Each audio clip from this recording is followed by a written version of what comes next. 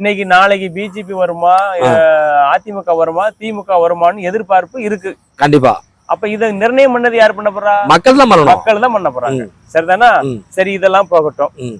அதாவது கருணாநிதி வந்து முன்னாள் முதலமைச்சர். கருணாநிதியோட மகன் யாரு? ஸ்டாலின். ஸ்டாலினுடைய மகன் யாரு?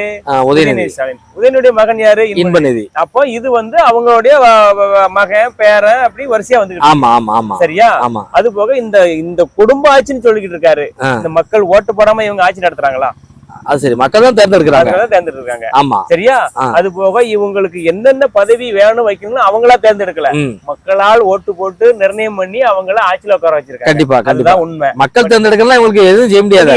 அதே போல நாளைக்கு அண்ணாமலை வரணும்னாலும் அண்ணாமலை நினைச்ச முடியுமா? முடியாது தான் தேர்ந்தெடுக்கணும். ஆமா, அப்போ எல்லாமே மக்களால் முடிஞ்சாதான் அந்த இடத்துக்கு வர முடியும். ஆமா, அது போக நான் குடும்ப ஆட்சியா இவ குடும்பத்துல இருந்து வந்திருக்காங்கன்னு சொல்லி